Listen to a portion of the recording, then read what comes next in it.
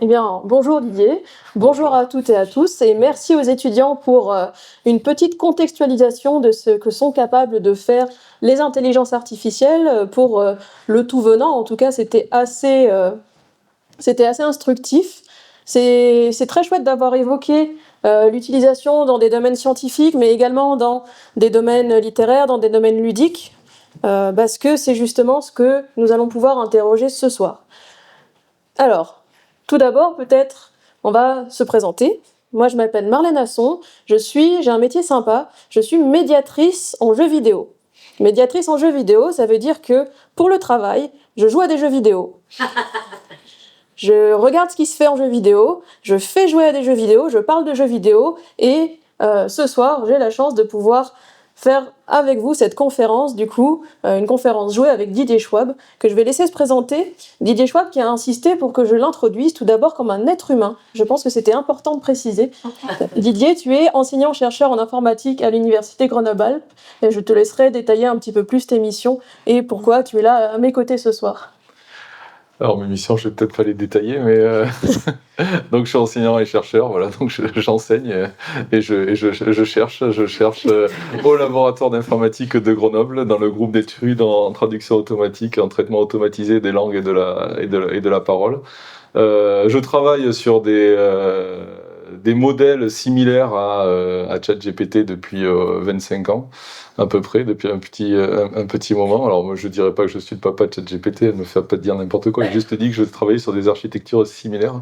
Voilà. Et je suis aussi titulaire de la chaire Augmentia sur l'humain augmenté par intelligence artificielle qui est portée par la fondation Grenoble INP avec un mécène à la Société Artelia et le MIAI, l'Institut MIAI. On a la chance d'avoir un institut d'intelligence artificielle important à Grenoble, l'un des 3 de rang mondial en France et le seul en région. Il y a assez peu de monde qui le sait. Alors j'insiste, on a ça à Grenoble, on a vraiment la chance d'avoir ça. Très bien.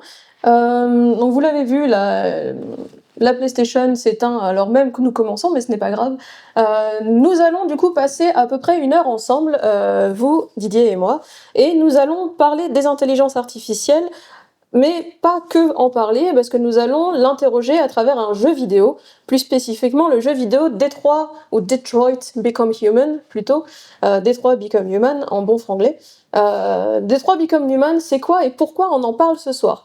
Detroit, c'est un jeu qui a été créé en 2018, c'est un jeu franco-américain qui a été créé par un studio qui se situe à Paris, Quantic Dream, et qui a été porté par Sony Entertainment, Sony qui possède cette belle PlayStation notamment, qui est à mes pieds, et qui a été créé par un réalisateur qui s'appelle David Cage qui a en général pour ambition de faire des jeux très cinématographiques avec une forte narration et avec beaucoup de choix. Ce qui est intéressant avec Detroit, c'est qu'on retourne presque à Asimov. On est dans une société robotique, on est en 2038, donc c'était il y a 20 ans quand le jeu est sorti, c'est désormais il y a 12 ans, voilà, dans 12 ans, pardon. Et nous avons des robots qui nous assistent au quotidien, qu'il s'agisse des tâches ménagères, des enquêtes de police ou toutes les autres tâches. Et du coup, à travers un jeu qui va reprendre cette figure du robot très classiquement, on va revenir réinterroger notre rapport aux intelligences artificielles à l'heure où celles-ci sont de plus en plus présentes dans notre quotidien, qu'il s'agisse du quotidien professionnel ou du quotidien domestique. Pour cela, notre partie va se diviser en 2, mais avant de jouer, j'ai une première question pour toi Didier. Dans ce jeu, les robots, évidemment, vu qu'on est dans une histoire, il va y avoir des problèmes. Certains de ces robots vont dévier de leur programmation, développer des émotions et du coup se libérer de leur carcan. Alors, première question, avons-nous à ce jour des exemples de modèles d'intelligence artificielle capables de dévier de leur programmation originelle, voire capables de répliquer des processus émotionnels comme on trouve dans le jeu? Alors, donc ça commence bien. C'est une question assez difficile. Voilà. Question d'entrée. Alors, si on prend les agents conversationnels type ChatGPT, en tout cas, ils peuvent nous donner cette impression, ils peuvent nous donner l'impression, effectivement, des fois de dévier, de prendre éventuellement ils ont l'air de prendre des décisions, en tout cas dans leur discours de ce qu'ils racontent. Ils peuvent éventuellement dire, je vais faire ci, je vais faire ça. Le problème, c'est aller jusqu'où au niveau des actions qu'ils vont pouvoir effectuer. Bon, il y a un certain nombre de garde-fous informatiques de sécurité qui peuvent les empêcher de faire certaines choses. Donc ils peuvent jouer la tristesse, éventuellement la détecter. Moi, j'ai un collègue dans mon équipe de recherche, Fabien Ringeval, il travaille sur la détection des émotions en filmant les gens, et puis donc il arrive à dire est-ce que la personne est triste, est-ce que la personne est heureuse, ce genre de choses. Voilà, les choses mises bout à bout. Effectivement, on peut avoir des fois l'impression qu'ils arrivent à intégrer, enfin, à comprendre, entre guillemets, avec des gros guillemets, je mettrais vraiment des gros guillemets à ça, à comprendre les émotions, à les imiter, mais pour l'instant, ça reste uniquement uniquement de l'imitation, et c'est nous, en lisant les choses, qui interprétons, voire surinterprétons ce que ces IA nous disent. Et est-ce qu'elles seraient capables de dévier de leur programmation et de prendre le contrôle du monde? Je pose cette question au début de soirée, comme ça nos angoisses sont déjà libérées. Ça nous permettra peut-être d'avancer un peu plus loin après. Alors, il y a un certain nombre de personnes qui commencent à penser ça, on les appelle les doomers. Hein. Il y a même des gens qui prévoient qu'en 2027, dès 2027, les IA seront capables de faire ça. Le raisonnement, c'est le suivant. On va pouvoir créer avec des IA tels qu'on les a aujourd'hui, des programmes informatiques de plus en plus intelligents, pour créer de nouvelles IA qui seront encore meilleures, qui vont nous permettre de créer des IA encore meilleures, jusqu'au jour, mais elles le feront tout seules. Nous, dans les laboratoires de recherche, on n'est pas très convaincus par ce scénario, parce qu'on voit bien qu'on a plein de petits problèmes qui font que les IA, ça marche, mais pour beaucoup de choses, ça marche pas, en fait. On n'y arrive pas, on voit pas du tout comment on pourrait le résoudre. Même des tâches de compréhension, on va dire qu'elles comprennent peut-être dans 70... Enfin, qu'elles nous donnent l'impression de comprendre des choses et d'avoir des sorties qui sont pertinentes, peut-être dans 70% des cas, mais dans 30% des cas, c'est vraiment n'importe quoi, et elles n'y arrivent pas. Donc ce scénario, même dans 10-15 ans, à chaque fois que j'en parle avec des collègues à Grenoble, il n'y en a aucun qui croit à ça. Bon, merci pour cette rassurance, pour cette question introductive. Alors, là, on va avoir besoin, pour la prochaine partie de cette conférence, d'un ou d'une cobaye, parce que nous faisons de la médiation et nous cherchons, mais nous avons besoin de gens qui jouent. Et pour cela, vu que nous sommes tous des humains spécialisés, je vais avoir besoin d'une personne dans l'audience pour nous rejoindre pour cette première partie, et qui va prendre la manette du coup pour nous. Donc on peut peut-être l'applaudir, et qui va venir nous rejoindre du coup. Voilà. Donc le plus simple, c'est que tu te mettes en face de l'écran de préférence, je pense, pour pouvoir voir ce qu'il se passe. Tu as du coup la manette bleue, j'ai la manette blanche. Je suis donc capable de te diriger, mais je vais te laisser une certaine liberté d'autonomie. Comment ça va se passer? Nous allons jouer pour la première fois au prologue de Detroit Become Human. Donc, nous avons du coup notre cobaye, ce cobaye s'appelle Connor. Connor, tu es négociateur de prise d'otage pour la police. Tu es également un androïde. Donc, laissez-moi une petite seconde juste pour lancer le jeu. Évidemment, la manette.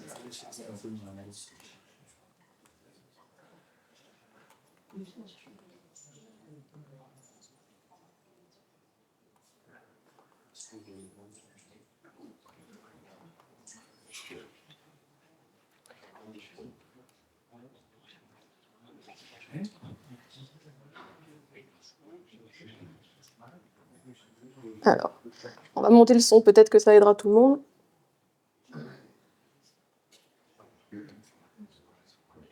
Voilà. Alors, avant de commencer, je vous donne un petit contexte. Il va y avoir 2 étapes dans notre jeu. Il va y avoir une phase d'enquête, puis une phase de négociation pour cette prise d'otage. J'aimerais, Connor, s'il te plaît, que tu n'ailles pas tout de suite vers l'otage, s'il te plaît, que nous puissions répondre à différentes questions avec Didier pendant que tu joues. Donc nous allons, avec Didier, nous interroger, nous allons voir ce robot Connor qui va utiliser différents systèmes pour appréhender son environnement, et nous allons dans cette première partie, venir confronter ce scénario avec la réalité de ce que nous sommes capables de faire nous sommes capables de faire à ce jour là-dessus. Et avant de commencer, il faut que je lance, si je ne dis pas de bêtises, l'enregistrement vidéo. C'est bien ça? À droite. Non, là où c'est rouge. Ouais. Celui-là? Ouais. Voilà. Du coup, Connor, tu peux commencer. Tu peux... Alors, Connor, je ne t'ai pas posé la question, as-tu déjà tenu une manette de PlayStation? Ok, c'est tout. Non, c'est une question importante et je l'ai... Voilà. C'est tout bon.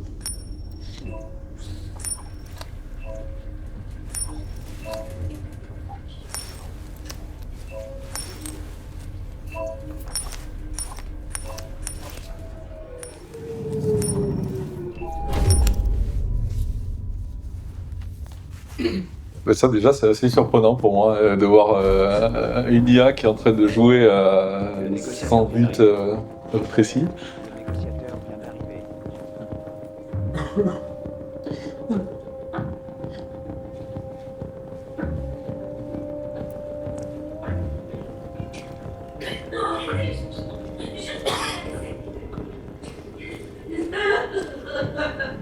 Donc tu vas utiliser le joystick droit, voilà.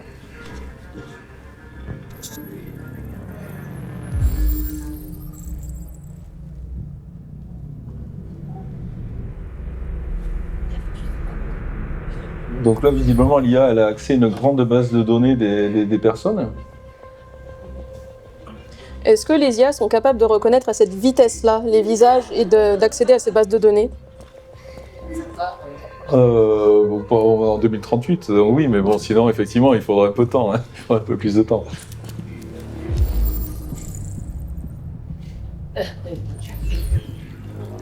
Alors là, premier choix, nous avons un choix qui n'a pas de limite de temps, donc Connor, tu es un androïde, vas-tu choisir de laisser ce poisson hors de l'eau ou de le reposer? Donc là, on est sur un choix purement émotionnel, comme premier choix. Ah. Voilà la problématique.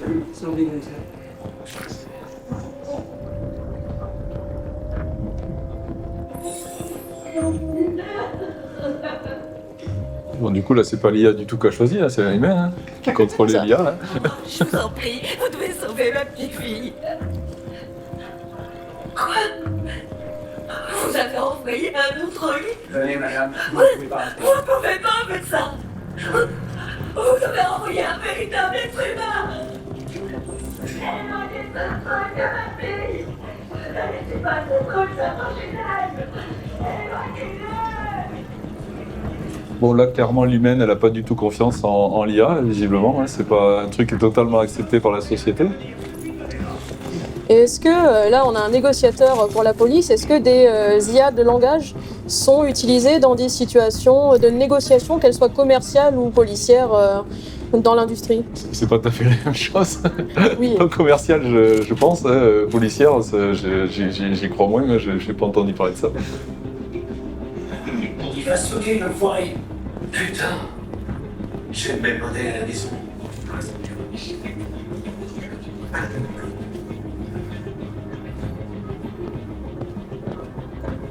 Commandant Allen, je m'appelle Connor. Je suis l'androïde envoyé par Cyberlife. Cet androïde tire sur tout ce qui bouge. Il a déjà descendu 2 de mes gars. On pourrait facilement le laisser enlever son survol de la terrasse. S'il tombe, elle tombe aussi.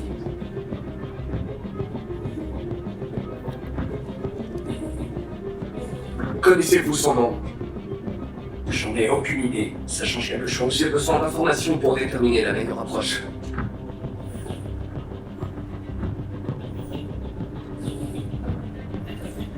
Savez-vous s'il a récemment vécu un choc émotionnel?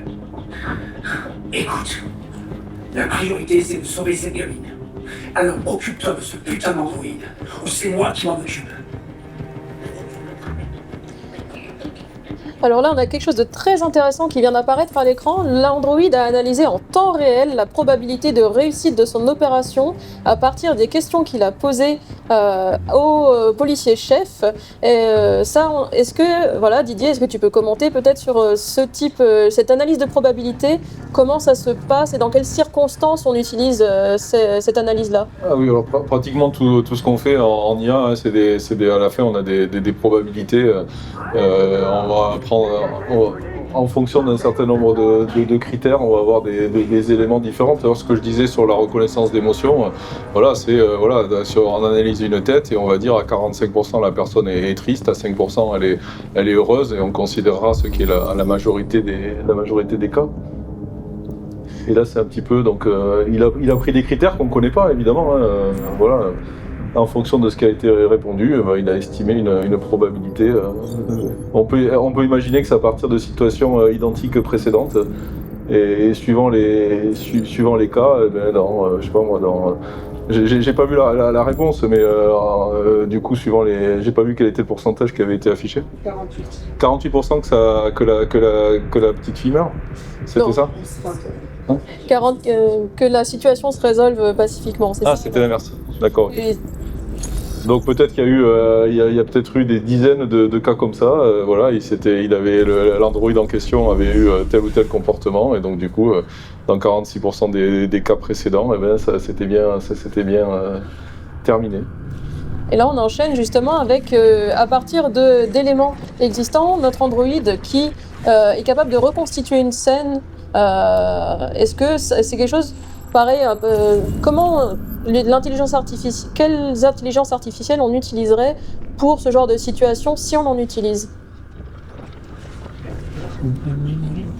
Donc là, il est à l'intérieur de l'appartement. Il voit pas exactement ce qui se passe sur la terrasse et il essaye d'en déduire ce qu'il voit. Il a vu des balles par terre, c'est ça, hein? Il a vu des balles par terre, il a vu une valise de pistolets vide, et il en a déduit le comportement du suspect. Oui, alors ça, je pense qu'aujourd'hui, on n'est pas du tout capable de faire ce genre de choses. Je vois pas de choses qui ressemblent exactement à ça. Les choses qu'on a, c'est éventuellement en cachant des parties dans une image, éventuellement reconstituer ce qu'il peut y avoir de l'autre côté. Ouais, un cas comme ça, je pense que c'est un peu, ouais, c'est vraiment de la partie science-fiction de cette.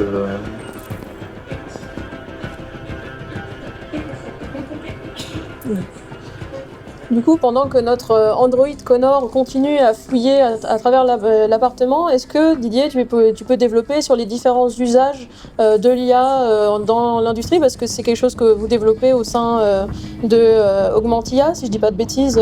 Est-ce qu'il y a des situations industrielles ou des situations dans lesquelles vos modèles d'IA peuvent servir dans l'industrie? Alors plus modestement, du coup, nous dans Augmentia, voilà, on essaye de profiter du patrimoine documentaire qu'ont les organisations. Artelia, par exemple, ça existe depuis une centaine d'années, donc il y a des textes vraiment qui sont disponibles depuis plus de 30 ans, et puis encore précédemment si on les met si on les ossérise, donc si on fait la reconnaissance de caractères ou d'images, et on va nourrir des agents conversationnels pour pouvoir interroger de manière plus pertinente des chats GPT, mais qui seront dédiés à la connaissance des ingénieurs de la société, mais ça peut marcher dans n'importe quelle organisation. De manière générale, dans l'industrie, vous avez l'IA aussi dans les usines pour fabriquer des objets avec d'autres humains. Vous avez de l'IA, vous en avez vraiment partout, même dans l'agriculture aujourd'hui, il y en a, mais c'est des choses bien plus modestes et beaucoup moins analytique, on va dire, que tout ce qu'il est en train de faire et de reconstituer, donc petit à petit, l'ensemble d'une scène de crime pour après, effectivement, en déduire ce qu'il s'est passé. Donc, un petit peu vraiment comme un super flic, quoi, parce que là, on voit bien qu'il analyse les choses hyper vite. C'est comme s'il avait sur lui un laboratoire d'analyse avec des résultats qu'il a directement. Donc, c'est un peu comme des fois dans les séries, en 2 heures, je sais pas moi, en 2 heures, ils font tout plein d'analyses et ils en déduisent ce qu'il a pu se passer. Lui, il fait ça vraiment en 5 minutes ici, d'après ce qu'on voit. Donc on a finalement un scénario où l'IA est comme presque un super humain qui vient, en un de ces scénarios fantasmés où l'IA vient révolutionner les techniques là en reconstitution criminelle ou qui viennent remplacer l'humain là-dessus. C'est ça? Ben là, clairement, il a été remplacé, l'humain. Il est même pas augmenté comme dans l'intitulé de ma chair. Là, c'est vraiment l'humain fait aussi tout. Enfin, là, il y a vraiment, il tire toutes les conséquences de l'analyse qui est en train d'être effectuée petit à petit. Donc là, il annonce, voilà, reconstitution terminée. Le père retenait quelque chose.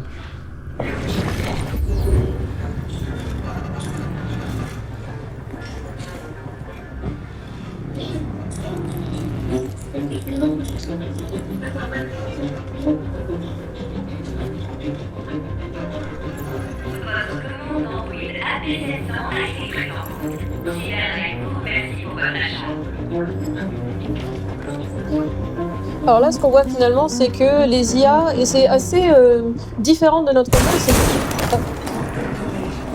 Voilà.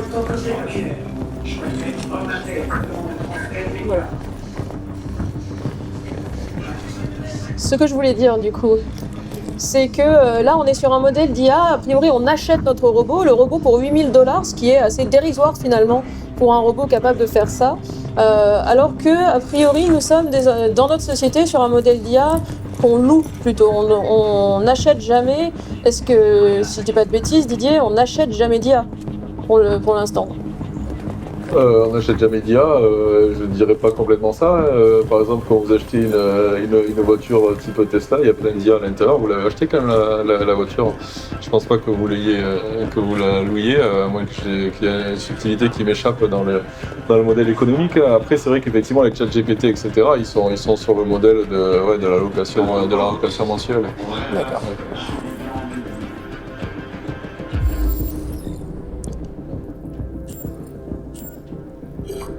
Mais là, ce qui m'a paru intéressant, c'est qu'on commence à soupçonner. Donc, on a compris qu'un androïde qui retenait une petite fille, et que on découvre également que les propriétaires voulaient acheter un nouvel androïde. Tout à fait, on est en train de reconstituer le motif finalement, comme si on essayait de reconstituer le crime d'un être humain, on est en train d'analyser un androïde comme un profilage humain. Et là, il va y avoir quelque chose de très intéressant qui se passe. Nous avons Connor qui est très consciencieux, en tout cas dans cette analyse de crime, et qui nous permet de poser toutes les questions. On a notamment là un androïde qui utilise un pistolet qu'il a pris du coup au propriétaire, et ça nous permet justement d'arriver à ce sujet, tu peux continuer pendant ce temps-là, de ce que les androïdes ont le droit et n'ont pas le droit de faire, donc du cadre légal dans lequel opèrent ces intelligences artificielles. C'est quelque chose qu'on va prendre le temps d'aborder. Je vais juste vérifier ce que Connor fait par rapport à l'arme.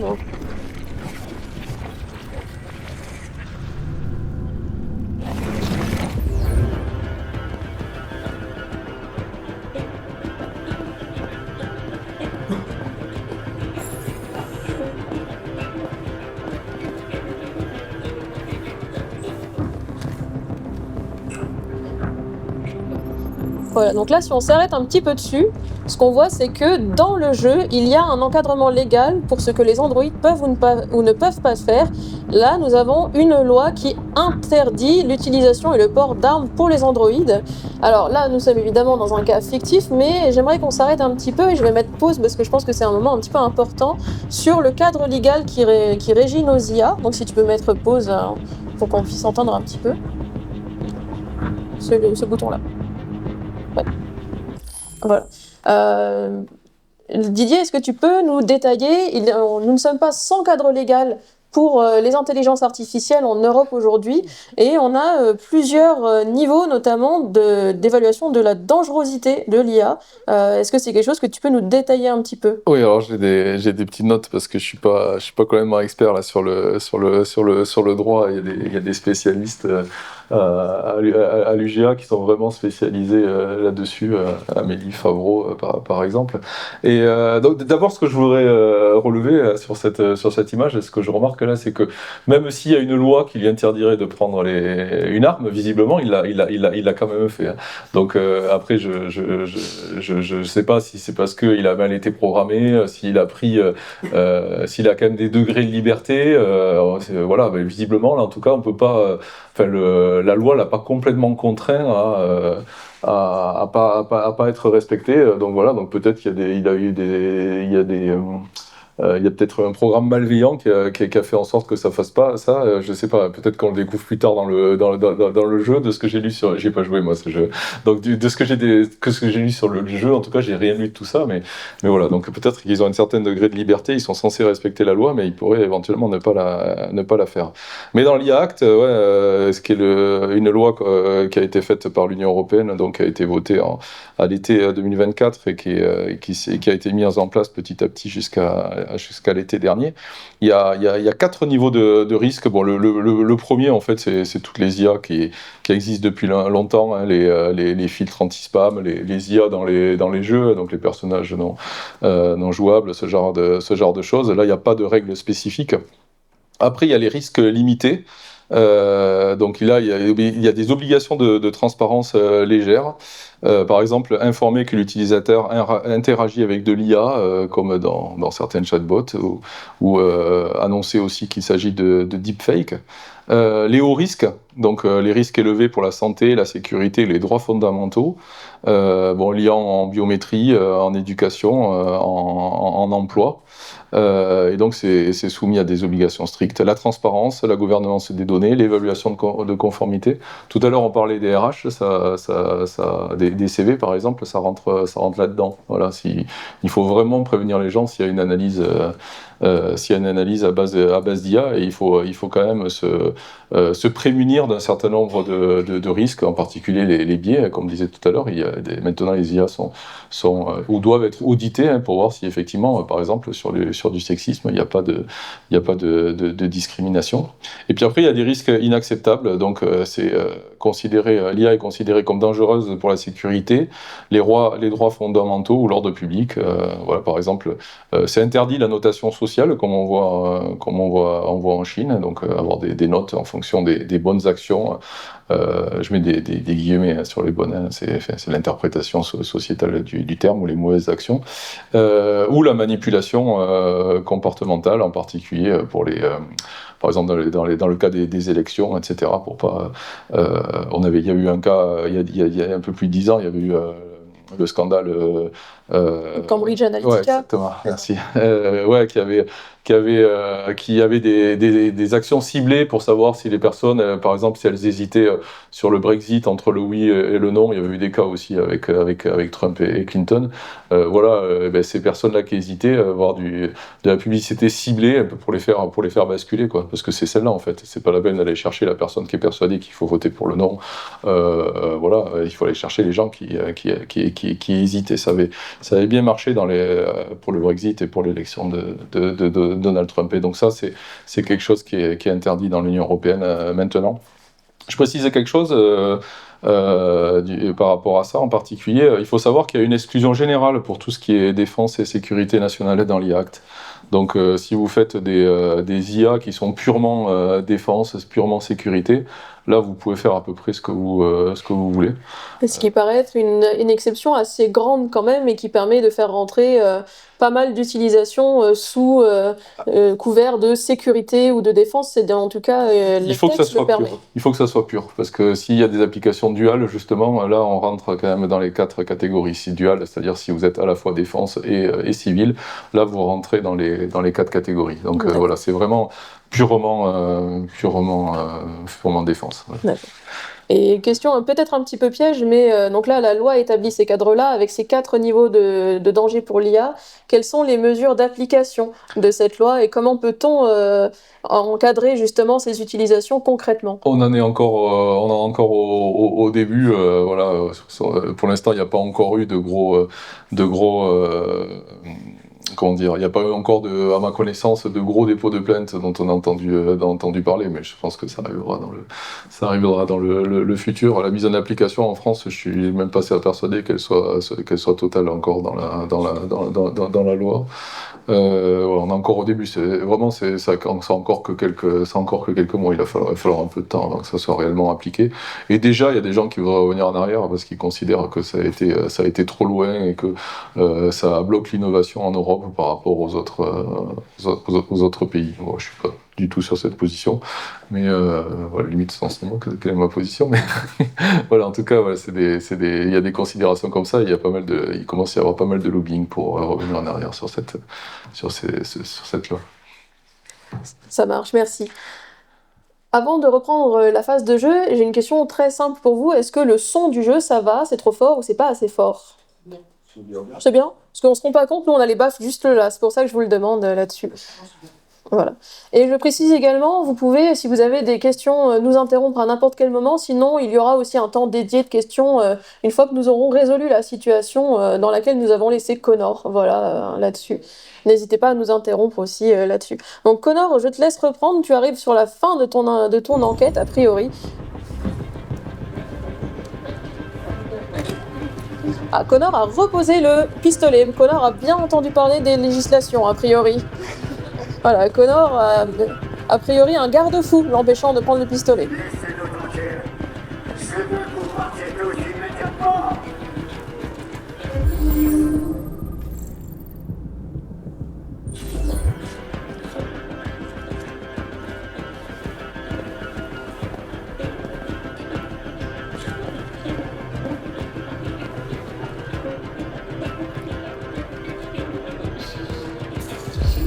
Voilà, donc là on est toujours dans l'analyse automatique et rapide de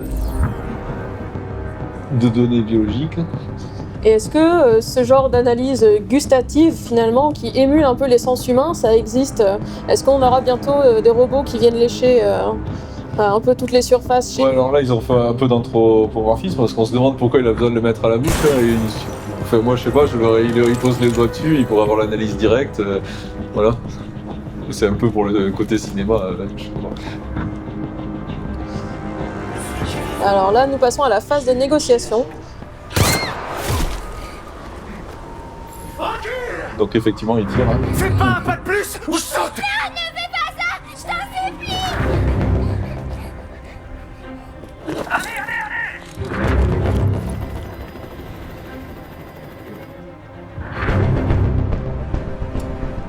Bonsoir Daniel. Je m'appelle Connor. Comment tu connais mon nom? Je sais beaucoup de choses sur toi. Je viens de sortir de ce mauvais pas.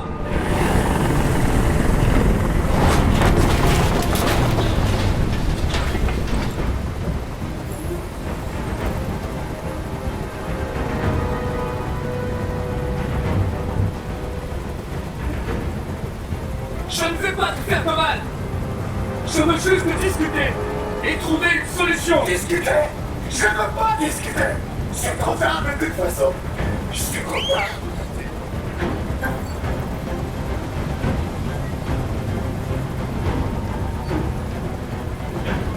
Je sais qu'Emma et toi étiez très proches. Tu penses qu'elle t'a trahi, mais elle n'a rien fait de mal. Elle m'a menti. Je croyais qu'elle m'aimait. Mais j'avais tort. Finalement, elle est comme les autres, c'est mal. Daniel, non!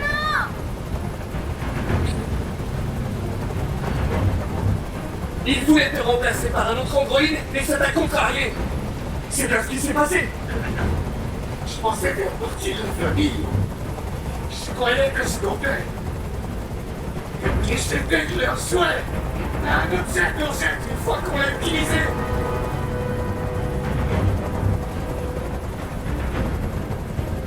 Écoute, je sais que ce n'est pas ta faute.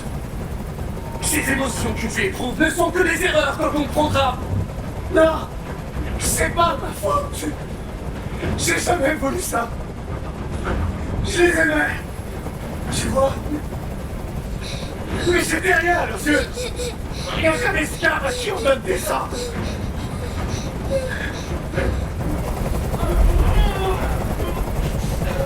Je peux plus supporter ce bruit. Fais dégager cet hélicoptère, maintenant.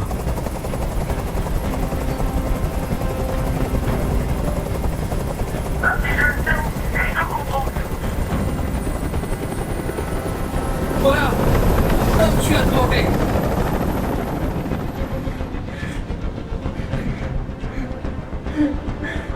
Tu dois me faire confiance, Daniel. Libère l'otage, et je te promets que tout se passera bien. Je veux que tout le monde s'en aille. Et je veux une voiture. Quand j'aurai quitté la ville, je laisserai partir. Ce n'est pas possible, Daniel. Libère la fille, et je te promets qu'on ne te fera pas de mal. Je veux pas mourir.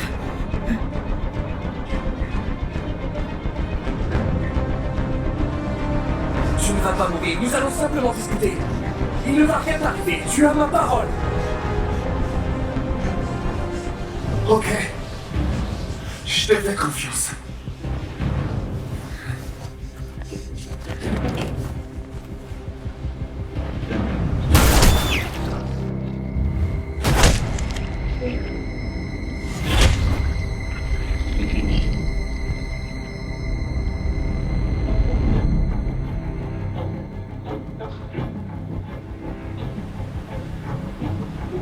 Tu m'as menti, connard.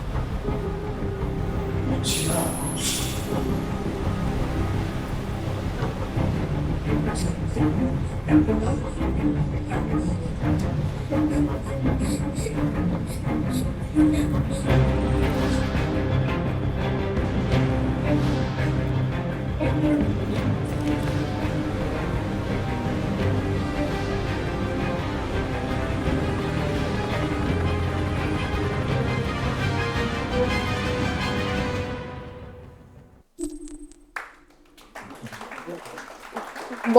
Bravo à toi, Connor. Tu as résolu la situation.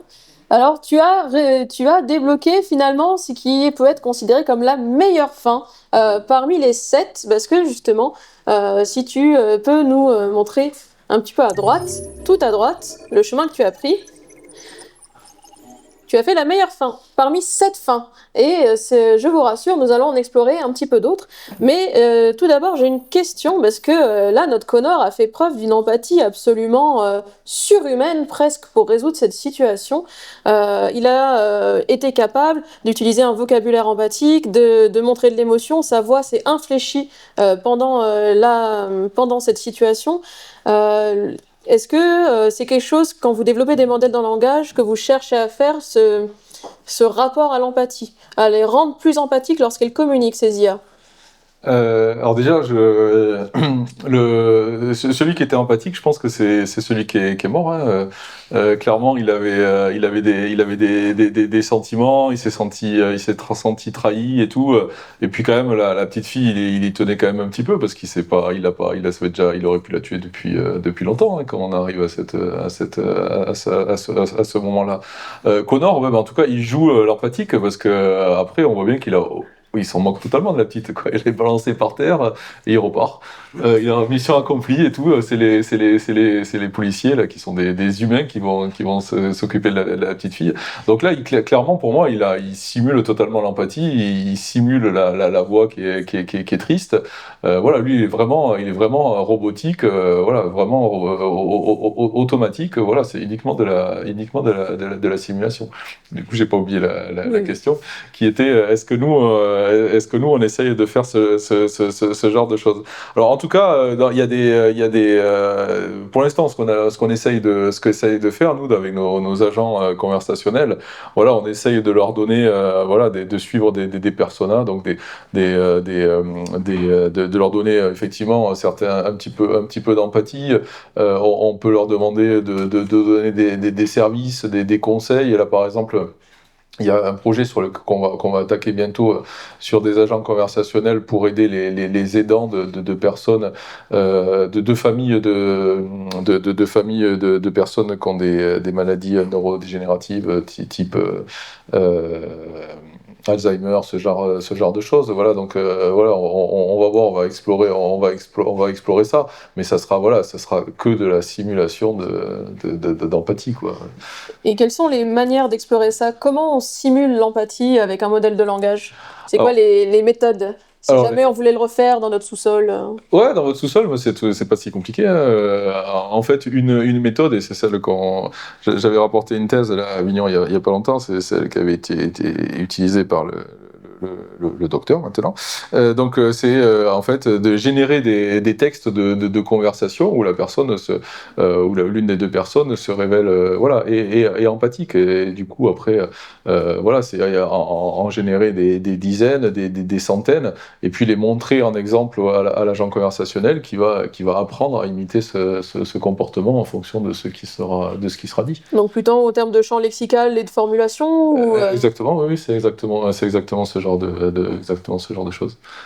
Et est-ce que on a tout à fait des IA capables d'imiter la voix? Est-ce qu'elles sont capables aussi d'imiter ces inflexions de voix? Bon, je pose la question en sachant déjà un petit peu la réponse. Il y en a peut-être dans la salle qui ont testé ces IA vocales-là, qui ont pu voir si elles sont plus ou moins robotiques. Est-ce qu'on en est capable? Il y a 5 ans, j'aurais dit non. Voilà, mais effectivement, ouais, maintenant, ça a fait d'énormes progrès, hein. C'est vrai que c'est ensemble qu'on parlait, je crois, que de Notebook LM, qui est un outil de Google qui permet d'avoir de la conversation entre deux personnes autour d'un document qu'on a pu uploader avant. Et effectivement, il y a un certain nombre, voilà, d'intonations de voix, de surprises, de formidables, etc. Alors là-dedans, il n'y a jamais de tristesse, mais c'est aussi simple, entre guillemets, à imiter maintenant. Il y a encore beaucoup de scories et beaucoup de limites, mais en tout cas, c'est beaucoup mieux qu'il y a 5 ans. 5 ans, ça marchait pas, absolument pas. Très bien, merci. Donc on a fait une première partie où on est vraiment allé interroger les usages et les limites de ces IA. Est-ce que ça vaut le coup qu'une IA lèche le sol, ou est-ce qu'elle pourrait faire autrement? Est-ce qu'elle serait capable comme ça d'identifier un poisson? A priori oui, elle l'a fait en tout cas dans le jeu. Donc là on va faire une deuxième partie, donc on peut à nouveau remercier notre premier Connor. Et Connor, tu vas pouvoir revenir à ta place. Je vais rendre la manette. Mais évidemment, la partie ne s'arrête pas là, parce que des Connors, on l'a bien vu dans le jeu, ils sont remplaçables, et donc du coup, ça tombera pas plus bas, du coup, je vais demander à un deuxième Connor, ou une deuxième Connor, de nous rejoindre. Je vais avoir besoin d'un deuxième androïde, ou d'une deuxième humain, ou d'une deuxième humaine, pour la deuxième partie de la soirée, où nous allons pouvoir interroger plutôt, maintenant que nous avons vu comment ça peut se résoudre, des questions plus éthiques finalement sur l'IA, parce que là on a deux IA qui se confrontent pour la vie d'une petite fille. Je vais juste recharger la partie. On a deux IA qui se confrontent sur la vie d'une petite fille, et je pense que ça pose pas mal de questions sur la place que nous laissons à l'IA dans notre quotidien. C'est vraiment là qu'on va venir s'interroger. Donc comment ça va se passer? Notre deuxième Connor, tu vas pouvoir recommencer la négociation, parce que je pense que l'enquête, on l'a bien vu, on a tout ramassé, et je vais te remettre devant la négociation, mais cette fois-ci, tu auras tous les éléments, notamment le pistolet que notre premier Connor aura refusé de ramasser, et tu vas pouvoir aller explorer différentes manières de sauver cette petite fille, et il y en a plusieurs là-dessus, pendant que nous débattons avec Didier. Du coup, il y a un amendement à la loi qui fait que pour la sécurité, on peut récupérer l'arme. Exactement, pour la sécurité, pour la valeur de la vie d'une fille, si tu peux aller t'asseoir. Je mets là-dessus. Alors avant que notre Connor 2.0 commence, on a vu que l'intelligence artificielle, dans le cadre de Détroit, elle est dans toutes les strates de la société. On a un robot de police qui vient arrêter un robot domestique. Est-ce que tu peux détailler les différentes utilisations qu'on a plus spécifiquement dans la sphère du soin? Parce que là, on a un robot qui vient éduquer une petite fille, et cette petite fille, elle a tissé un lien avec lui. Vous êtes en train de travailler sur, tu l'as détaillé un petit peu, une IA pour les aidants au niveau du soin. Donc, est-ce que dans la sphère, quels sont les différents usages dans les sphères domestiques ou du soin? En tout cas, une chose est certaine, on envoie des robots Android, il y en a qui essayent d'en vendre, en particulier aux États-Unis. Bien souvent, après on apprend qu'ils sont un peu téléguidés. ces robots humanoïdes, ça fait peur et bien souvent, c'est très, on appelle ça souvent la vallée de l'étrange, quoi. C'est super bizarre d'avoir un robot qui ressemble autant à un humain en face de ça. Il y a des études depuis longtemps, hein, des collègues qui étudient ça. Psychologiquement, comment les gens ressentiront d'être en face d'un robot bien avant qu'il y ait réellement ces robots, donc avec des systèmes avec des humains qui dirigent derrière. Et bien souvent, dans la sphère domestique, on aura des robots des robots qui ont des roues, qui ont peut-être quelque chose qui ressemble à une tête, mais pas des bras, ce genre de choses. Et ça, c'est beaucoup plus facile à accepter par les humains. Il y en a dans les hôpitaux, hein, parfois, qui transportent les médicaments. Il faut que l'hôpital n'ait pas des marches de partout, hein, bien sûr. Voilà, et ce genre de choses, il arrivera à se déplacer. Voilà, de la même manière qu'il va transporter les médicaments, de la même manière que chez Amazon, ils vont aller chercher automatiquement les produits pour les faire, pas prêt pour les amener à livrer. J'ai répondu à la question parce qu'en fait, j'aimerais plus ce que c'était. La question, c'était quels sont les usages de ces IA, qu'elles soient IA conversationnelles ou autres, dans la sphère domestique ou dans la sphère du soin. Donc, sous forme de robot, là, effectivement, tu l'as pas mal développé là-dessus. Est-ce qu'il y a d'autres formes non robotiques ? Alors dans la sphère du soin, alors il y a des tentatives, mais pour l'instant, je ne sais pas à quel point c'est éthique. Donc, comme on disait, Elisa, le psychothérapeute là, qui se bornait lui à reformuler les phrases, mais c'est le principe du psychothérapeute rogérien à l'époque qui était mis en œuvre. Bonjour, ça va. On formule, ça va. Et vous, je me sens fatigué aujourd'hui, je me sens déprimé aujourd'hui. Et pourquoi vous sentez-vous déprimé? Voilà, des simples règles comme ça qui permettaient de développer les choses. Donc des chatbots autour de psychologie, oui, il y a des gens qui essayent d'en fabriquer. Alors sans humain derrière pour vérifier les réponses, c'est très probablement problématique. Peut-être dans certaines conditions avec un humain qui pourrait s'adresser à 4 patients à la fois. Peut-être qu'il faut étudier la question, mais dans tous les cas, il faut qu'il y ait des comités d'éthique, etc., qui regardent ce genre de choses. Et on y reviendra justement sur l'éthique. Oui, il y a une question ? Non, c'est pas forcément une question, c'est plus, j'ai déjà entendu parler j'ai déjà vu des conférences. Et dans le monde du soin, les IA, c'est plus il y en a qui sont utilisés avec des apprentissages supervisés. Et où, du coup, l'IA, ensuite, elle peut... donc, il y a des appareils qui sont mis pour retordre les scolioses. Et avant, c'était fait vraiment... Il y a le chirurgien avec sa barre de fer qui la retord, qui regarde pour pouvoir la poser sur la personne. Et maintenant, il y a vraiment tout un effort qui a été fait avec une IA qui a appris quels seraient les meilleurs angles pour la barre. Et donc, il y a la barre qui arrive préfaite et ça réduit les temps d'opération et tout ça. Très bien, je reformule juste pour le micro, pour l'enregistrement. Donc là, vous nous évoquiez une IA qui est utilisée pour reformer automatiquement des barres de fer utilisées pour le traitement des scolioses, ce qui est fait du coup a priori plus rapidement ou plus efficacement que l'évaluation humaine. Oui, en fait, par exemple, certains chirurgiens peuvent mettre un degré en plus pour le pliage de la barre. Et justement, dans l'apprentissage supervisé, il y a le nom du chirurgien aussi qui est dans ce gros tableau de données. Et du coup, c'est déjà pris en compte, c'est-à-dire que par exemple, la barre, elle arrive avec 1 degré en plus ou en moins pour pouvoir corriger ce qu'a tendance à faire le chirurgien quand il pose le cas. Ça marche. Merci beaucoup pour ce partage. C'est très intéressant d'avoir ces exemples-là aussi. On va passer du coup à Connor 2.0 qui nous attend très patiemment. Connor 2.0, je vais juste te remettre à un endroit du jeu. Je vois qu'on n'est pas tout à fait au bon endroit. Donc je vais t'y remettre.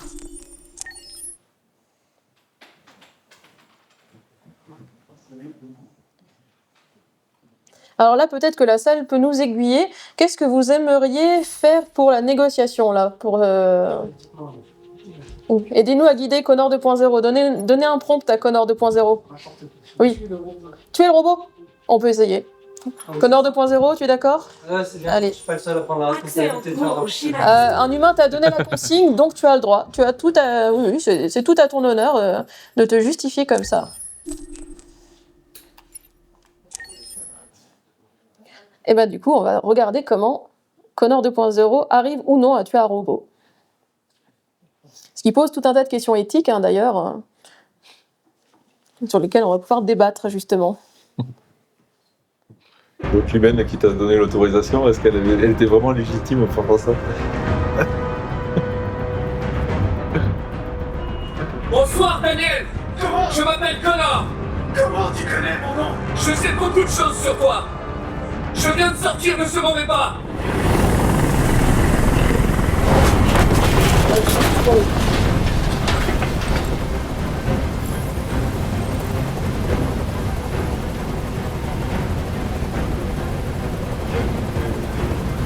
Je sais que tu es en colère, Daniel.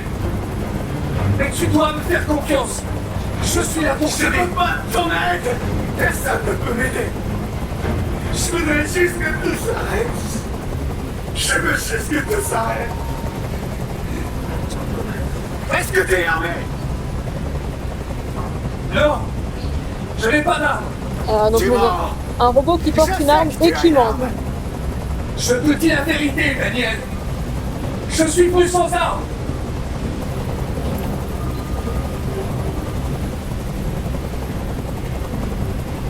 Je sais qu'Emma et toi étiez très proches.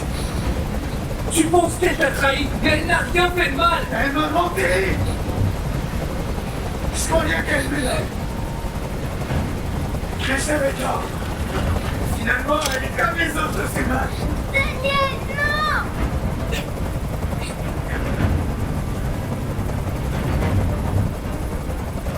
Regarde-toi. Tu es conçu pour servir les humains, pas pour les tuer. Et qu'est-ce que ça fait de moi? Leur esclave? Leur jouet? Je voulais juste qu'ils s'intéressent à moi. Je voulais juste avoir une place. Je voulais juste être quelqu'un.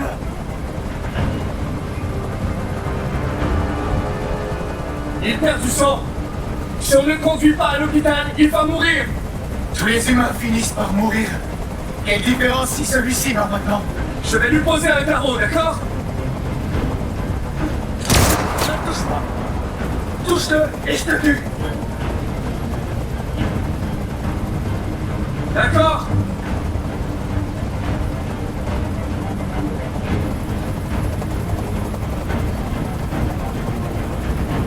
Tu es défectueux, Daniel. Il y a un problème avec ton logiciel, nous allons te réparer. Et tu verras que tout rentrera dans J'ai l'ordre. pas besoin qu'on me répare. Je fonctionne parfaitement. Mais j'ai les yeux ouverts maintenant. Plus jamais je laisserai quelqu'un m'humilier comme ça. Jamais. Je peux plus supporter ce bruit. Fais dégager cet hélicoptère, maintenant.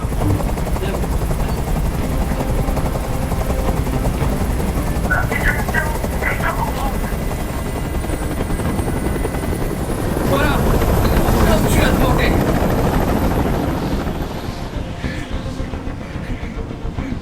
Tu ne veux pas vraiment sauter, Daniel. Tu l'aurais déjà fait, sinon. Donne-moi ton arme. Et tout ça sera enfin derrière toi. N'approche surtout pas. Si tu fais un pas plus, je te jure que je saute.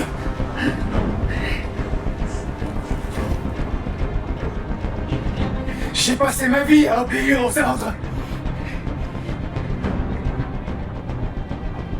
Cette fois, c'est à moi de décider.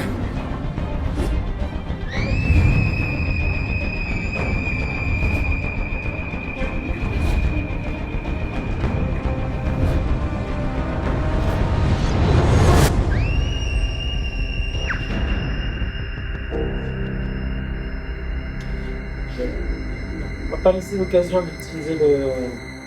Alors oui, effectivement, il n'y a pas eu les dialogues. Normalement, tu aurais dû l'avoir, le fait de pouvoir tirer dessus. Je pense que tu t'es trop rapproché. Ouais, peut-être. Mais la mission est accomplie. Ouais. Félicitations. J'ai essayé de faire un peu n'importe quoi, mais ça marchait quand même. Donc, Un peu comme l'IA, finalement. ouais.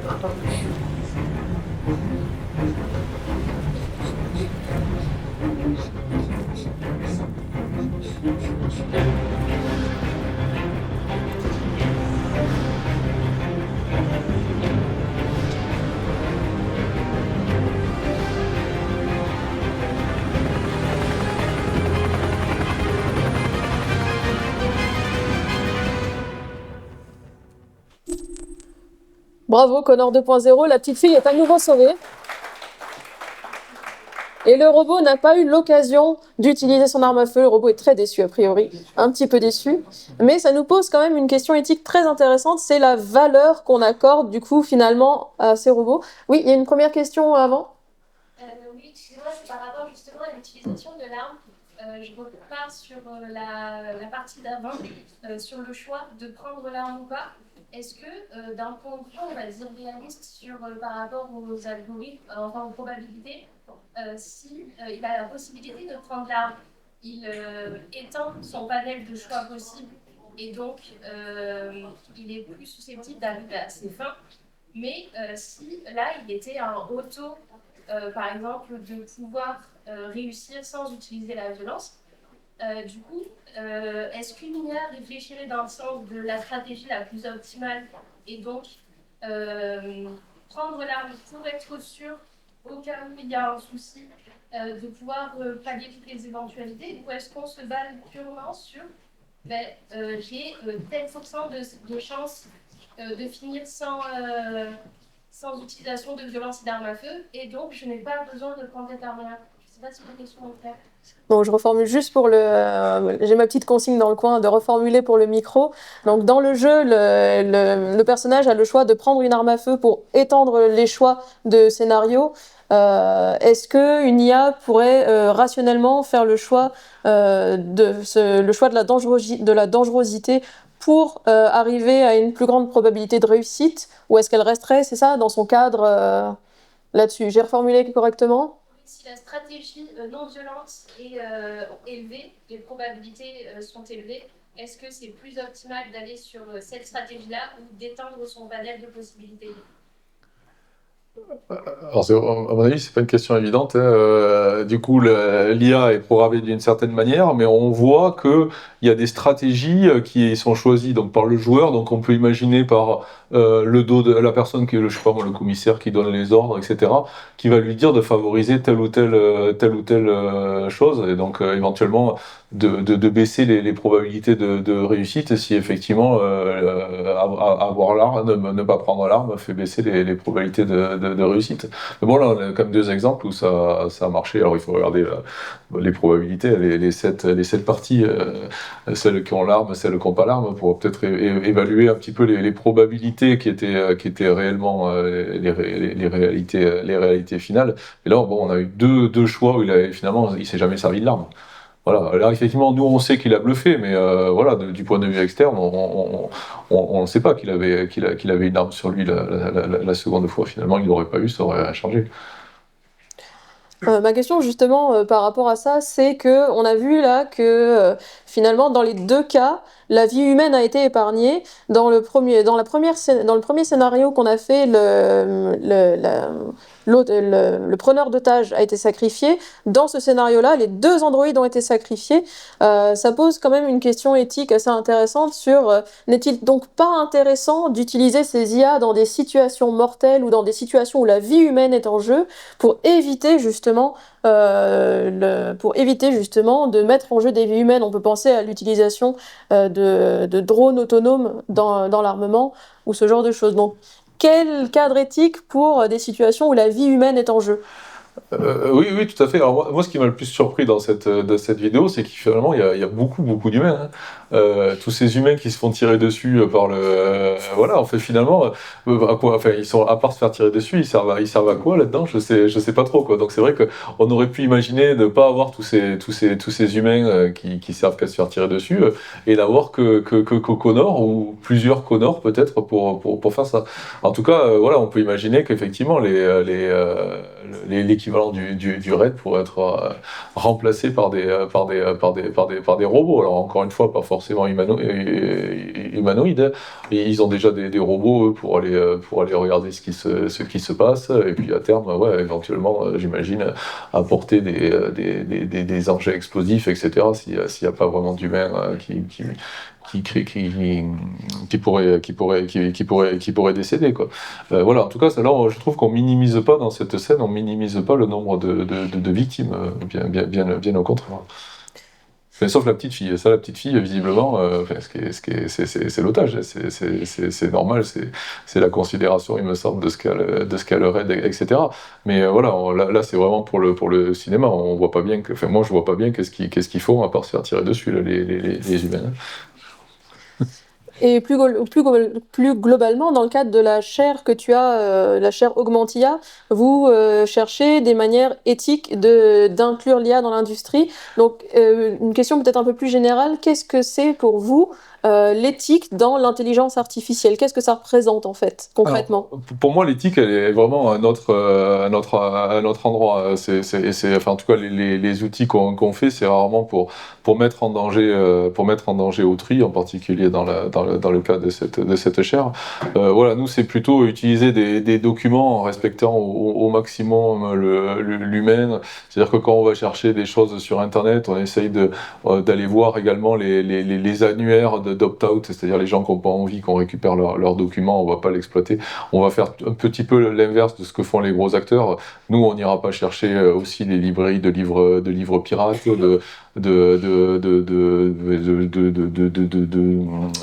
voix, si les gens n'ont pas décidé de donner eux-mêmes la voix. Voilà, c'est plutôt à ce niveau-là qu'on fait l'éthique. On essaye de faire aussi l'éthique en réduisant au maximum la taille des modèles, donc ça va entraîner donc moins d'espace, des cartes moins gourmandes, moins d'électricité, moins d'eau gaspillée, en visant des performances similaires. Alors ça peut passer par des choix de meilleures données également. Éventuellement, peut-être qu'un jour ça passera aussi par des meilleures architectures mathématiques, mais bon, pour l'instant, tout ce qu'on a tenté, nous, on n'a pas réussi à trouver des choses qui marchaient très bien. Voilà. Et c'est à ce niveau-là que va l'éthique dans ce qu'on fait, nous. Ça marche, merci. Au niveau du timing, je me tourne vers les maîtres des lieux. Est-ce qu'on a le temps de faire une dernière virée là-dedans? Est-ce que nous avons accès à un Connor 3.0 pour refaire une dernière fois la prise d'otage? Allez, Connor 3.0, du coup. Alors, Connor 3.0, tu étais humaine dans une autre vie, est-ce que ton but est toujours d'utiliser l'arme à feu? Non, je préfère, je pense, essayer de peut-être... Bah, du coup, on a déjà fait la partie, on a essayé du coup de juste on s'offre la petite fille. Essayez de ne pas réussir la mission. Voilà, juste on réussit pas. Voilà. Est-ce que, du coup, le comité humain derrière Connor 3.0 est d'accord? Allez. Il s'agit d'un jeu et personne ne meurt vraiment. Voilà, oui.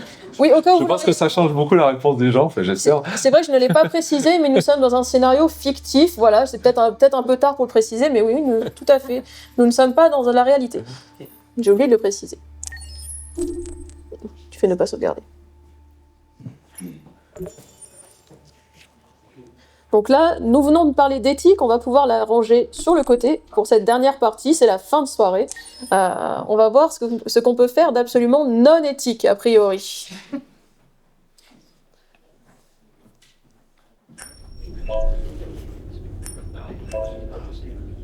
Oui. Alors tout à l'heure, je suis pas sûr qu'il ait fait complètement des choses éthiques, parce qu'il a menti. C'est du début, je te recale. C'est des questions, voilà. Est-ce que c'était bien qu'il ait menti? La toute première partie, il me semble qu'il a été vraiment éthique de A à Z, mais je me peut-être trompe vraiment. Dans la seconde partie, c'était pas complètement éthique. En tout cas, Connor 1.0, qui a choisi de ne pas prendre l'arme à feu, a été parfaitement éthique, on est d'accord? Accès en cours au schéma d'histoire. Parce que moi, je me suis trompée en les remettant. Voilà. Bon, Connor 1.0, il a quand même menti. Il a dit que ça allait tout se passer pour l'autre. C'est vrai. Mais est-ce que mentir à une IA, c'est vraiment mentir? Finalement. Ouais, c'est ça. Est-ce qu'il le savait vraiment qu'il allait se faire tirer dessus l'autre? Voilà. Donc finalement, est-ce que l'éthique a vraiment cours quand il s'agit d'IA à IA? Est-ce que essayer de tirer sur une IA est vraiment non éthique? C'est tout un tas de questions auxquelles nous n'apporterons sans doute pas de réponse ce soir. Voilà. Ah, c'est bon. Bonsoir, Daniel. Je m'appelle Connor. Comment tu connais mon nom? Je sais beaucoup de choses sur toi. Je viens de sortir de ce mauvais pas.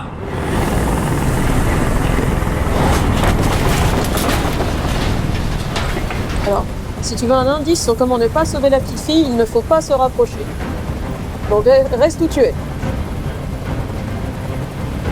Je te demande de laisser partir, Emma. Je n'ai qu'une fillette. Elle n'a rien à voir dans toute cette histoire. Sûrement pas. Tu vas me buter dès que je t'aurai passé. Je suis pas idiot à ce point-là. Non, non, je suis pas idiot à ce point. Est-ce que t'es armé? Non, je n'ai pas d'arme. Tu mens. Je sais que tu as une arme. Je te dis la vérité, Daniel. Je suis venu sans arme. Il n'y a pas d'issue, Daniel. Ce que tu as fait est trop grave. La seule question est de savoir si tu as fait l'autre victime innocente. Ce n'est pas ton choix. La balle est dans mon camp. Si je meurs, elle meurt aussi. Tu m'entends?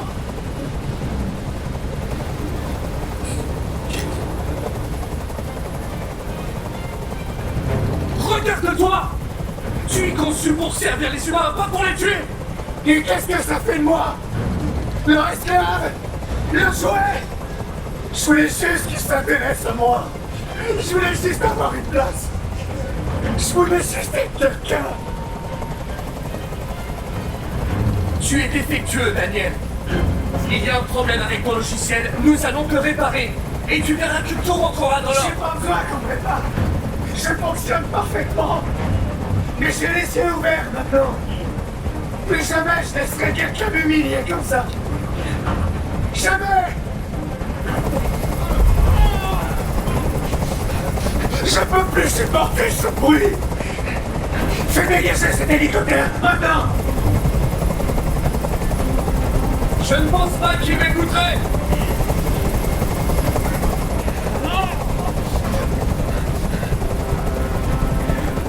Écoute, il y a des snipers sur tous les toits. Libère l'otage, tu n'as pas d'autre choix. Je veux que tout le monde s'en aille! Et je veux une voiture! Quand j'aurai quitté la ville, je laisserai partir! Il n'en est pas question. Tu es une machine, tu dois obéir. Maintenant lâche mon arme et libère l'otage. J'ai passé ma vie à obéir aux ordres! Cette fois, c'est à moi de décider.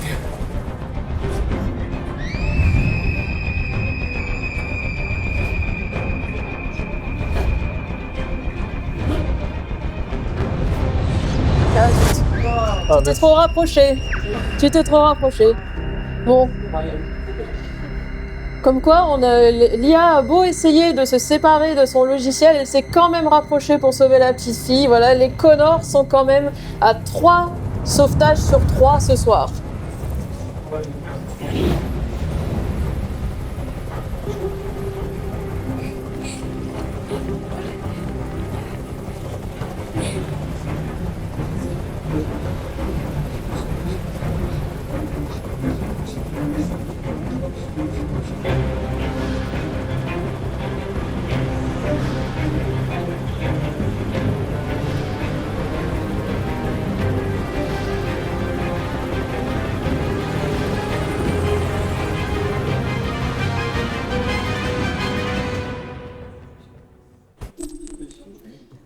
Alors, on va pas vous laisser là-dessus, on va vous montrer quand même quelles sont les autres fins. Je sais que vous avez envie de savoir comment ça peut se passer. Donc, ce qu'on essayait de viser, c'était le premier. C'est pour ça qu'on voulait pas se rapprocher trop. Mais on aurait pu tout à fait abattre le robot ou être abattu. Alors, je ne comprends pas non plus pourquoi on n'a pas eu les options de pistolet. C'est pas faute de les avoir essayées, c'est peut-être notre programmation là-dessus. Merci Connor 3.0, nous avons sauvé la petite fille une troisième fois. Alors j'ai une dernière question ce soir avant que nous passions vraiment aux questions du public si nous en avons. Là, nous avons vu un jeu vidéo où nous avons un Android complet, capable de voir, de sentir, d'entendre, de parler, d'analyser son environnement, d'accéder à une base de données biométrique, etc. Finalement, le robot d'Asimov, le robot de Blade Runner, assez parfait. Je n'aurais pas posé la question il y a 5 ans parce qu'elle m'aurait paru assez évidente, mais elle est quand même, ça m'interroge aujourd'hui. Sommes-nous aujourd'hui capables d'associer plusieurs modèles d'IA spécialisés dans un seul corps robotique, vu qu'on voit partout toutes ces vidéos des robots parfaits, quand même bien avancés, et pouvons-nous nous rapprocher de quelqu'un comme Connor aujourd'hui? Si ce n'est pas le cas, en serons-nous capables dans le futur? Alors, est-ce qu'on en sera capable dans le futur? Alors ça, je fais rarement ce genre de projection. Tout à l'heure, il y avait un jeu de Go en face. Moi, quand je suis arrivé dans un laboratoire d'informatique en 2000, j'avais un prof d'IA qui m'avait dit que les jeux d'échecs, c'était un jeu super facile. Le jeu de Go, on n'arriverait jamais à le résoudre, à le faire battre par un ordinateur. Du coup, on l'a vu, c'était moi, il me semble que c'est 2016. Mais bon, 2016 ou 2018, ça change pas grand-chose à l'histoire. À faire des prédictions, c'est quand même pas évident. Alors dire qu'on n'y arrivera jamais, je le dirais pas. Après, voilà, c'est vrai que voilà, sur la voix, sur la parole, bah, on peut considérer que, enfin, on peut penser que ça va continuer à faire des progrès vu ce qu'on a déjà sur les outils comme ChatGPT. Déduire, réfléchir, etc. Ça déjà c'est plus, ça c'est quand même plus, c'est déjà plus compliqué parce que bon on voit bien que les agents, les agents conversationnels, ils arrivent à déduire ils semblent déduire un certain nombre de choses, mais après quand il y a trop d'informations, quand les fenêtres sont trop grandes, c'est-à-dire qu'il y a trop de texte, quand même ils perdent le fil. Ils y arrivent plus. L'analyse, l'analyse de données biologiques, bah, ça semble faire de gros progrès. De là à ce que tout se fasse en local, bah, c'est pas du tout ma spécialité, donc je saurais pas dire exactement ce qui peut. En local par rapport à. En local, c'est-à-dire que là, typiquement, on dirait vraiment que tout se passe sur le robot, quoi. On dirait pas qu'il y a des informations qui sont envoyées quelque part, et puis de toute façon, les données, c'est pas dans un laboratoire d'analyse tel qu'on les connaît, avec le temps d'analyse tel qu'on les connaît aujourd'hui, que tout se passe. Tout se fait en instantané, enfin, en quelques petites secondes. Voilà, les robots, ils sont peut-être de plus en plus humanoïdes, mais de là à ce qu'ils arrivent à se baisser, à se mettre à genoux, à se relever, etc. Il y a encore un peu de travail. Après, je sais plus s'il y a d'autres choses qui fait. C'était l'analyse émotionnelle. Ouais, l'analyse émotionnelle. Alors, je sais pas jusqu'où. Aujourd'hui, on arrive à analyser des émotions, mais il faut beaucoup d'apprentissage supervisé. C'est-à-dire beaucoup d'exemples de joie, beaucoup d'exemples de tristesse. Voilà, là, il analyse quand même des choses qui sont quand même encore beaucoup plus fines que ça. Donc, il y a encore pas mal de travail à ce niveau-là. Donc, ce que tu dis, c'est que toujours pas d'Android à ce jour. Alors, non, et en plus, je sais pas si c'est vraiment, encore une fois, je pense que les gens, non, mais là, c'est vrai qu'ils ont pas l'air super à l'aise, quand même, avec les Android, donc je suis pas sûr que ça soit, en plus, je suis pas sûr que ce soit forcément la forme qui soit la plus optimale pour tout plein de choses, hein. Là, c'est clair que peut-être qu'un drone un peu fin, il aurait pu aller arracher le pistolet, on aurait rien, voilà, ou alors un sniper un sniper augmenté qui tire directement sur l'arme ou qui arrache la main. Voilà, typiquement, c'était fini peut-être en quelques secondes. Bon, c'est vrai qu'il était un peu sur le bord. Il y aurait peut-être un drone qui pourrait le pousser en arrivant violemment dans le dos. Enfin, il y a plein de choses qu'on pourrait imaginer sans avoir un Android humanoïde qui arrive. Ça marche, merci beaucoup. La parole est au public si vous avez encore des questions par rapport à ce que vous avez vu ce soir. Oui. Déjà, si vous pouviez nous redonner la différence, j'ai une question, entre Android et robot, ça serait intéressant. Et d'autre part, par rapport à ce que vous disiez sur l'aspect d'avoir une apparence humaine sur un robot, enfin un être synthétique, on va dire, Je pense, pour être un peu trivial, que c'est un peu problème parce qu'on l'a vu dans pas mal de situations, et on l'a vu récemment avec les couples sexuels, etc. Je pense que la problématique, elle va être, oui, on va avoir des androïdes. Parce qu'effectivement, il va y avoir d'autres aspects qui vont être peut-être moins éthiques sur ce genre de choses. Est-ce que vous pouvez nous en donner la définition entre robot et robot? Bon, ben, robot, c'est n'importe, enfin, même les robots ménagers, etc. Android, c'est vraiment un robot qui a une forme humaine. C'est tout simplement ça. Donc, ce que vous dites est intéressant, c'est-à-dire que nous n'aurons d'intérêt à créer des androïdes que dès lors que l'utilisation se rapporte très profondément au corps humain, finalement, dans le cas, par exemple, de... Ça fait des choses dont on ne peut pas se dénier, je veux dire, on l'a vu dans plein de situations, on l'a vu lors de la chute du mur de Berlin, on l'a vu dans plein de situations, et que l'aspect, effectivement, d'une pratique sexuelle est prégnant, quoi, je veux dire, c'est se voiler la face que je dénie, je pense. Mais bon, ça va être un des aspects pour lesquels je pense qu'on aura des androïdes, parce que le concert, ça ne va pas servir à grand chose. Mais bon. Après, on connaît tous les volets de la robotique d'Asimov, on a tous vu Blade Runner, on a tous vu Robocop, bon voilà, on a quand même une culture à ce niveau-là. Mais je pense qu'il va y avoir des choses. Bon, après, moi, ce qui m'interroge un peu aussi par rapport aux jeux vidéo, c'est absolument pas, parce que moi je suis une praticienne de jeux de société papier-carton, mais pas du tout vidéo, enfin très peu. J'ai peut-être ma petite machine chez moi, mais bon, je ne pratique pas tant que ça. Je m'interroge quand même, et ce qu'on voit un peu dans Asimov, voilà, c'est l'aspect non éthique entre les androïdes eux-mêmes. C'est-à-dire qu'à un moment, il y aura cette possibilité de se dire, en fait, est-ce que je vais privilégier les humains ou pas? Visiblement, ils n'ont pas de soucis. Enfin, à un moment, quand même, je crois dans la version 3.0 de Connor, il lui dit t'es une machine. Mais est-ce qu'à un moment, on peut imaginer peut-être qu'il y ait un aspect, je veux dire, éthique entre eux, c'est-à-dire à quel moment je vais privilégier mon semblable? Est-ce que l'altérité, c'est pas les humains? Voilà, ça m'interroge. Donc la question, ce serait presque, est-ce que on peut coder nos IA pour qu'elles aient un sens de l'autopréservation? Et est-ce que c'est déjà le cas aujourd'hui?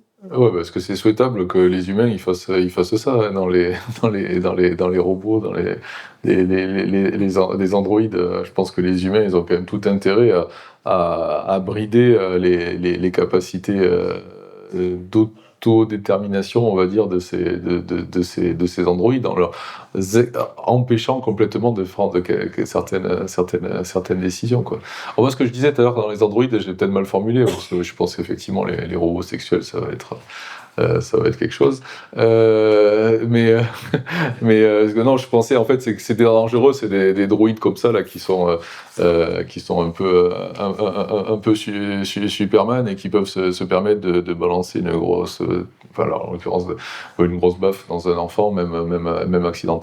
Voilà, c'est pour ça que ça me paraît un peu délicat des robots androïdes. Voilà, c'est sans doute un peu, voilà, il faudra y faire. Ouais, je pense que d'avoir dans une cuisine comme gouvernante, etc. Je suis pas sûr que il y a plein de raisons à mon avis pour lesquelles c'est pas la bonne forme, quoi.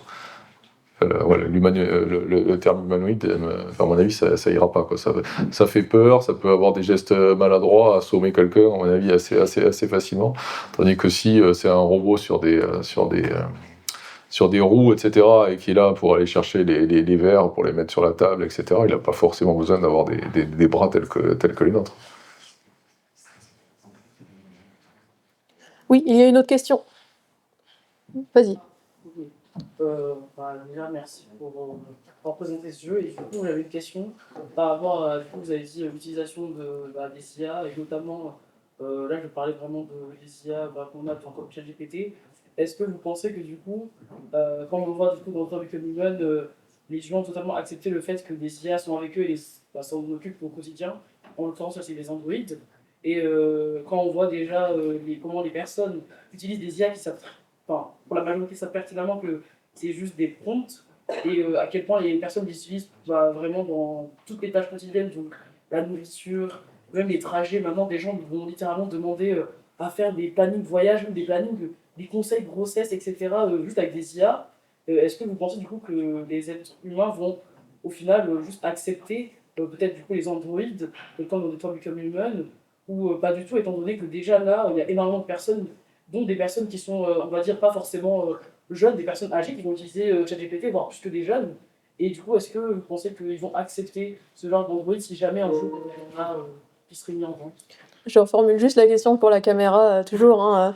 Donc la question c'était, on voit dans Détroit que la société humaine a entièrement accepté l'usage des IA dans la plupart des cas et la question s'interrogeait sur le fait que dans notre société, on accepte de plus en plus d'utiliser les IA conversationnelles dans plusieurs aspects de nos vies. Est-ce que, Didier, vous pensez que ça va, du coup, on va en arriver au point d'intégration ou d'acceptation de Détroit un jour? Alors déjà, je compte. Enfin, il y a dans tous les cas la mère de famille, si j'ai bien compris qui c'était, elle n'accepte pas que le robot humanoïde soit un négociateur. Donc c'est pas dans n'importe quelle tâche que c'est accepté, y compris dans Détroit, dans le jeu. Mais mettons que ça soit le cas. Encore une fois, c'est pas la même forme un agent conversationnel et un robot, quoi. C'est le robot, voilà, on sera vraiment. Il y a certaines personnes qui auront vraiment du mal à discuter avec un Android, surtout qu'au début, enfin en tout cas au moins au début, ils seront loin d'être parfaits et loin d'être identiques aux humains. Donc je pense que ça sera un peu compliqué de les accepter. Par contre, sous la forme d'un petit, comme les Tamagotchi quand j'étais jeune, ou voilà, sous la forme d'un petit nounours, etc. Ça sera trop cool de discuter avec ça, à mon avis, et d'avoir des actions avec lui. Il y a déjà eu Je suis même étonnée que ce ne soit pas déjà le cas. Un nounours IA conversationnel, ça me paraît pas demain. Mais peut-être que je me trompe. Enfin, j'espère me tromper. Non, je sais pas, moi je vois bien ça des prochains Noël. Honnêtement, je vois pas très bien quelle est la difficulté technique réelle à faire ça, mais je me trompe peut-être, mais je vois pas trop pourquoi ça serait pas assez simple à faire. Oui, c'était pour rajouter, du coup, je sais pas si vous avez entendu parler de Friends. Il y a plein de pubs qui passent avec du coup une sorte de collier. En gros, c'est littéralement une conversation IA, mais sous forme de collier, qui est comme votre ami.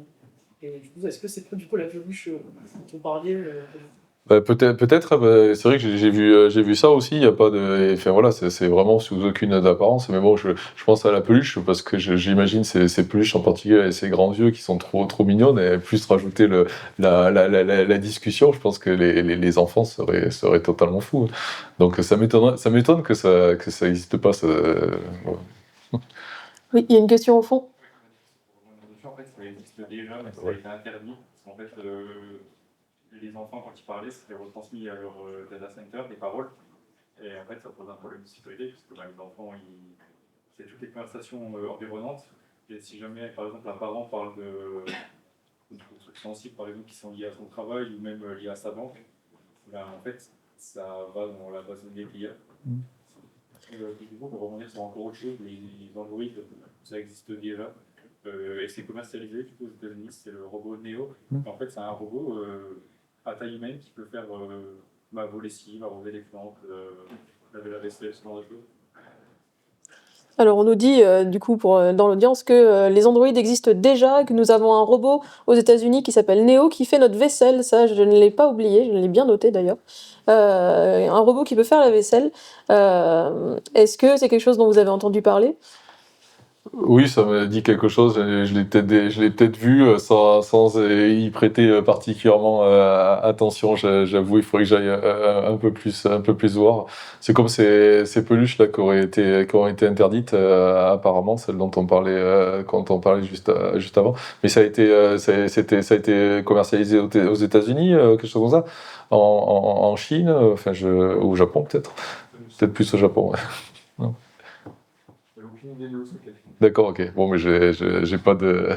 Voilà, que chacun aille chercher dans son coin, j'ai pas de précision là-dessus. Est-ce que nous avons encore des questions dans l'assemblée d'humains ? Je vous précise, toujours. Hein. Oui ?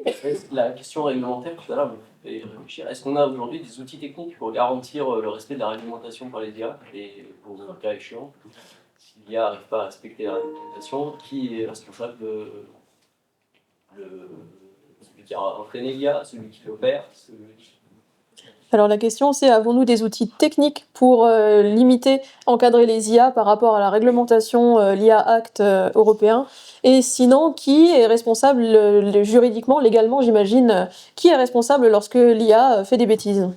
Ouais, alors déjà, du coup, alors il existe des outils, il y a toujours de la recherche pour les améliorer, des gens qui vraiment travaillent par exemple sur les biais, sur des datasets pour éviter un certain nombre de biais, quoi.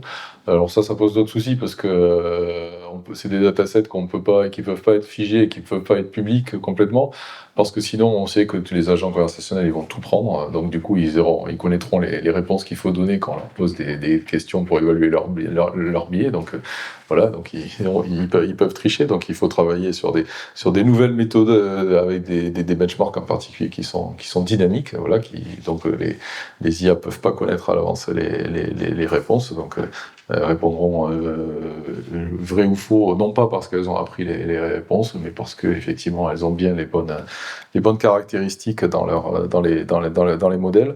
Et alors la question, alors sur l'IA Act, qui est responsable, là je suis pas assez expert pour dire qui est responsable, mais si on est logique, je dirais que s'il y a des clients par exemple, s'il y a une société qui utilise une IA pour faire une société de recrutement qui utilise une IA RH qui a été faite par un prestataire externe, je suppose que le responsable c'est la société qui utilise ça et qui peut se retourner sur. Mais bon, il faudrait regarder un peu plus l'IA Act, hein. En tout cas, c'est sûr qu'il faut quand même que tout le monde soit responsabilisé, à mon sens, quoi. Et du coup, le respect de la réglementation, c'est encore un monde de probabilité et il n'y a aucune garantie au sens mathématique. Effectivement, ça va être de cet ordre-là. Et après, il faut pas oublier non plus, même dans les processus RH, etc., que les humains ont aussi des biais. Donc, si les humains auront des biais, les IA auront des biais, ce qui semble acceptable, c'est que ça soit du même ordre d'idées, quoi, les biais. Voilà.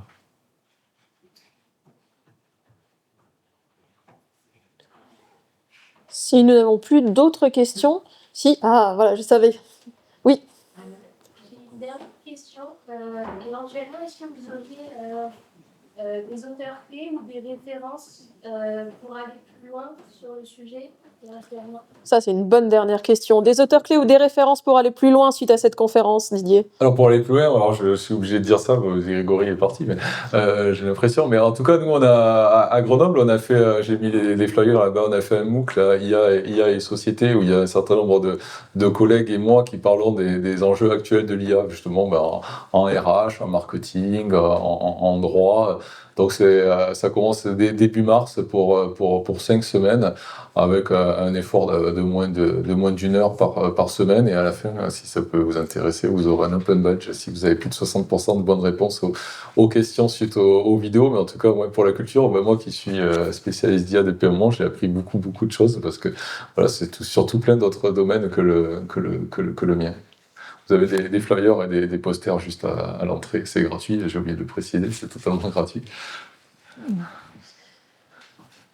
Merci beaucoup à tous et tous. Pour clore ce temps ensemble, je la cherche du regard, mais je la trouverai peut-être par la voix. J'invite Lila à venir clore cette conférence pour nous rappeler surtout quelles sont les prochaines dates.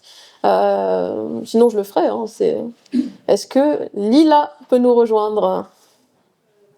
Ou Marion, peu importe, je les vois qui courent. Voilà. Lila n'est pas disponible. Hop. L'IA n'est pas Lila. Ah. C'est ça. Est-ce que c'est après? Alors, voilà, on a eu le petit. Bon, voilà. Je pense que vous connaissez Didier maintenant. Alors, merci à toutes et à tous pour votre présence, votre participation pour nos 3 androïdes ce soir. Pour les jeux également, votre présence en tant que partenaire, je pense à l'Échiquier Grenoblois, au Club de Go, à l'UGA aussi, à nos 2 masters qui sont toujours présents pour la plupart et qui ont produit aussi des contenus pour ce soir. Les prochaines soirées, donc vous avez les dates et les thématiques, je crois qu'on développe juste après, donc on va poursuivre le 19 mars sur la thématique Femmes et Sciences avec Pauline Rochette du collectif Patriarchie. Et le jeu choisi, c'est BioShock 2, enfin plus largement d'ailleurs la saga BioShock, je crois qu'on décryptera, et en particulier celui-ci. Celui d'après, donc en avril, sur les neurosciences avec Laurent Vercueil, que peut-être les habitués parmi vous connaissent, parce qu'il a déjà fait un certain nombre d'événements ici. Il était aussi à la Fête de la Science, par exemple. Il adore parler de neurologie et de science-fiction. Donc là, on va jouer au jeu What Remains of Edith Finch. On va parler de deuil, de mémoire, de rapport à la réalité. Et en juin, le tout dernier, autour de l'écologie, avec Stéphanie Gaucherand, ici présente, ce soir, je la dénonce, qui est venue un petit peu regarder comment ces soirées se passent. Et j'espère qu'on a pu te rassurer sur le déroulé. Donc on va jouer au jeu Terranil, jeu de gestion autour de l'écologie, des écosystèmes. Et voilà, on va un petit peu parler de toutes ces thématiques. En fait, les 4 thématiques de cette série qui sont des thématiques de recherche très vivantes ici à Grenoble. Donc, on va être très content d'aborder tout ça. Hop, le dernier petit diapo. Si vous voulez en savoir plus et vous inscrire aux prochaines, le petit scan, vous avez aussi quelques flyers qui restent là-bas. Donc il me reste à vous remercier, tous les deux et toutes les parties prenantes. Merci à vous. Merci beaucoup.